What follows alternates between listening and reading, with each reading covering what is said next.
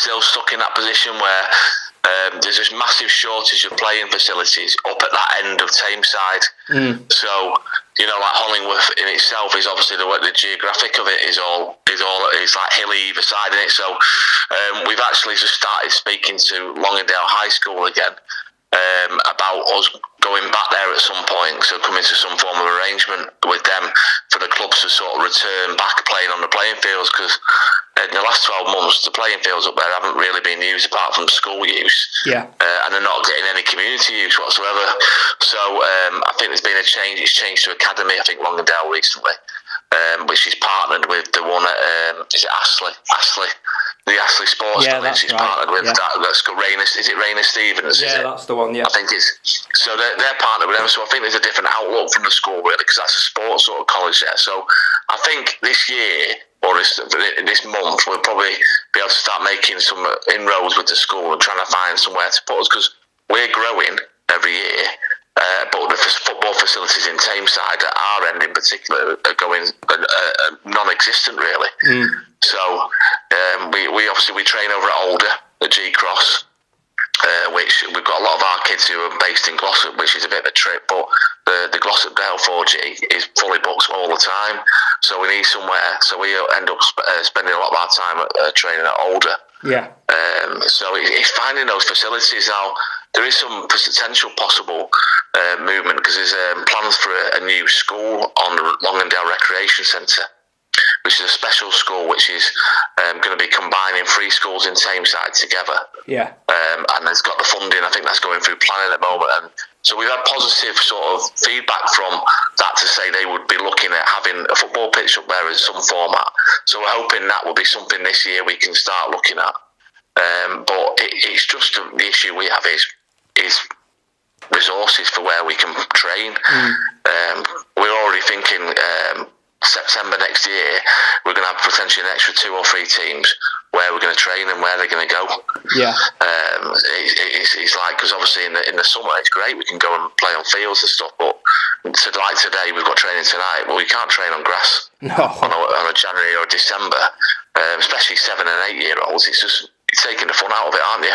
So we're trying to, it's just that provision, so we're pushing for that. So with Andy over at Tameside Sport Physical Net, with Andy Dwyer, he's helping us out massively. He's been a really good help. He sort of points us in the right direction, gets in touch with the councillors and stuff like that. But since we last spoke, I think we've had a really successful tournament. Had teams from all over the northwest come into it. It was a really, really good 2 days. Probably our most successful tournament we've ever had, and that's in COVID times, which is brilliant. So we had loads of people. Local mayoress came up, and she didn't realise how big it was when she came up and how many people were there. So we had 2 fantastic days up there, and it's just pushing on from that really for us as a club. Pushing on. Obviously through the summer we held soccer schools for free, because we sort of said kids have got used to being inside, and the parents perhaps have lost jobs maybe over the last, and it's like it's £3, but £3 every week soon mounts up. So we sort of said, like, we're going to just throw it down. It's going to be free. Come down to soccer school. We're at St Charles on the playing field there. We're not going to charge, but we're still going to do, after 5 weeks you've been, you still get a free Hollingworth night football kit. So we were still doing it, and at some point I think we had over 40 children there, which is fantastic. But obviously that comes at a cost to the club, but it's an investment in the future for us, and we were quite happy to do that. And as we've carried on now into the soccer school, we're at Alder indoors in a hall, but we're still getting a lot of those kids who came to those free sessions travelling over to Alder in the hall, and we have probably about 30 sometimes in the sessions there. But we go obviously down, it peaks, and as we go into this year, it'll go up again, because kids and children at that age are starting thinking, I want to play in the football team next year. So it's been really good, that sort of thing. So the club's just growing, Mark, from every year at the moment. It's growing. It's fantastic to see, but you know, there's a limit to how far you can go with community grassroots football if you haven't got the facilities. Yeah. I'm not too familiar with like the costs of renting out 4G pitches and stuff like that. But I've heard from some people that football clubs, especially the junior sections, are being outpriced just because of how much 4G pitches charge. What's your kind of thinking behind that? What do you think? I think it's outrageous that if, in particular, if a place has got a facility has got a 4G pitch which has been provided and they've had funding from, say, the National Lottery, or they've come from, it's come from a football foundation to get that facility, then I think that should be subsidised. Because I don't think if they've had grants for community use, then it shouldn't really be at an expense of a community club. I'm saying football, for example. If I'm looking at our bill for a year of training, it's probably somewhere between £13,000 and £15,000 a year for training alone. Yeah. And you just think, wait a minute, this is kids playing football. Why are we paying so much? Yeah. So I mean, Tameside Council are brilliant because we obviously have some football pitches from them for our older age groups, and the fees aren't negligible. We probably pay about £300 for a season on a football pitch, grass football pitch, which you think that's not bad for having all the home games. But when you're having to use a 4G facility, it is expensive. Yeah. I mean, we for many years ran our soccer school at a loss because we had to pay £25-30 just for the hall. And then you sort of like, well, wait a minute, we're still trying to have to provide facilities, we have to provide footballs. So it shouldn't be about making money, and it shouldn't be anything to do with it. It should be just like, if the kids want to play, no matter the cost, they play. But we have to factor in how much things cost now. Yeah. It's massive. Do you find that's a common like feeling between fellow coaches that you work with? Yeah, I think it is, yeah. I think we all feel that. We've all come from an age, well, I have definitely, where didn't even think about 4G. We didn't have 4G pitches, to be honest with you. It's a bit of a luxury for some kids to play on 4G all the time, but we came from where you didn't even think about it. If you wanted to go and play football, you went and played football somewhere. Yeah. And you just you went on a field or you went on a local football field, but now the facilities aren't as many. And I think similar clubs that are similar to us having that problem where they need to find somewhere to train. If you can't find somewhere for your under-7s to train, in essence, you don't have an under-7s team because that's the future of your club. Your younger age groups are the future, because those people who start with you, those coaches, those parents who start on that journey with you, if you can't start them off, then your club has no future. Yeah. So it's getting, and I think I can understand that people want to make money out of pitches, but in reality, they're opening the gates and turning floodlights on. It's a lot of money. It is. It's a lot of money. I remember a few years ago, Stalybridge Celtic, like the first team this is, were planning on moving into a new ground in the centre of town, and they were planning on that did fall through, but then the second idea was to turn the grass pitch at Bowerfold into an artificial one, and the chairman said, this was like a fans forum, that basically there is a severe lack of 4G pitches in the borough. Now, I don't know if that was like verified or backed up by councils or whatever, but I think it would be interesting to look into that, because like you said then, teams are growing, more clubs are being created, and there's just not going to be enough facilities for them to use. No, and we took part in, so the Tameside pitches, playing pitch strategy, which is the old one still at the moment, which is on Football Foundation website, identifies there is a shortage of 4G 3G pitches within the Tameside area, and identifies certain areas, one of them being Longdale Recreation Centre and Longdale High School should perhaps be upgraded to having a pitch.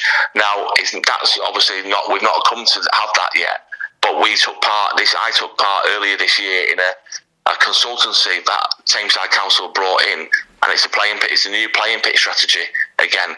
And the consultants there, when I was telling the lady on the phone about how much it costs us to play football and how much shortage it is, she couldn't believe it. Yeah. How much it costs. So I think on the new strategy which comes out, the old one, it definitely identifies there is a lack of available facilities at one end of Tameside. I would definitely agree with that. And I think that new strategy when it comes out, and I know Andy was involved in that, Andy Dwyer. Yeah. He's just they're waiting for that to come out, but I think it'll say the same things. But for us, so the problem I've got, Mark, is as a football club, we have 180 kids who are a part of our Hollingworth Juniors Football Club, that if we don't have a home, then our access to funding is next to nothing, because part of the conditions of your funding, so for your football foundation, you've got somewhere to actually invest in, but we haven't. So we need a home, and this is the conversation I'm having along at high school, is that having a partnership with them is beneficial, not just to the club, but to the school, because by being with there, then we can have access to funding. Yeah. So it's a real catch-22 if you're a club and you haven't got your own ground. Really hard. Yeah, I can imagine. But we just have to make do. We have one team plays over in St Charles at Hadfield, and the school's been, two teams actually play there, and the school's been brilliant and really accommodating. And then we've got another team plays over in off Victoria Street in Hyde, and the rest of them are central venues, luckily. But next year our under 12s team will go to an 11-side grass pitch, and I'll have to find somewhere for them to play. Yeah. And then they're under, and it's that every time you find out, well, where they're going to play football. Yeah, I mean, a club with so many teams should be playing at the same hub, shouldn't they? They should have their own hub that they can call home. So to have numerous teams playing at different venues, that can cause a few problems, can't it? Because you want to be seen as one club, really, don't you? Yeah, and even if it was a shared facility with another club, it wouldn't even be an issue, that, because you can both call it your home. It's just some way you can do. And you can see that, like if you go to Wright Robinson College, Sports College, that's unbelievable. It's got 3 4G pitches, but then outside it's got a sign of all the clubs which all train there, and that's their home. But we haven't got anything like that, because we're older. We'll have different teams. We've got most of our Hollingworth teams train there, apart from one age group which trains at Gloucesterdale. But you can't get in at Gloucesterdale until there's no spaces. Yeah. There isn't literally any spaces for training. So, but there are other teams like Hattersley train there. It's quite clearly a problem in that end of finding a 4G facilities.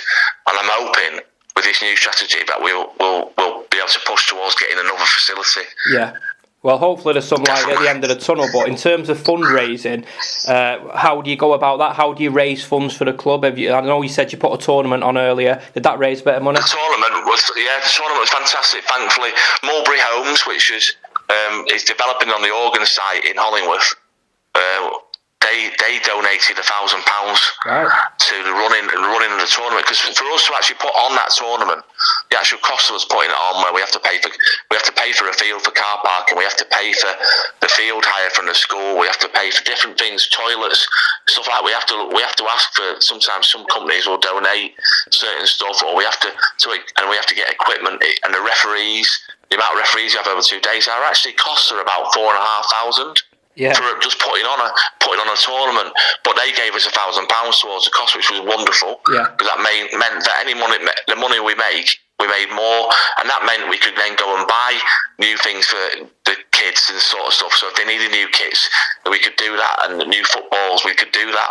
So it was really good that we've been lucky to have a grant off Arnold Clark last year. We came up in their draw and got £1,000. We got £500 off Asda at Hyde for our new under 7s. Yeah.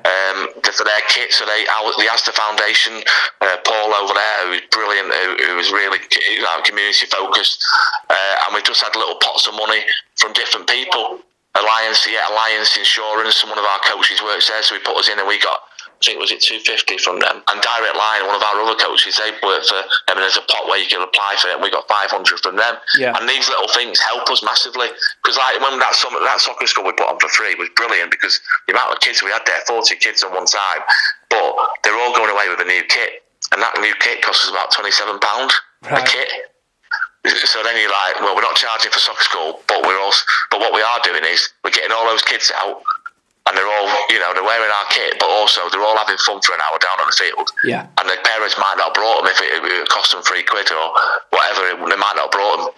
It is, because then what you see is in the soccer school when we are charging now again, but it's not a lot. We don't charge a lot, and it's one of those. We're seeing those same kids come in with the parents because they know what they're getting.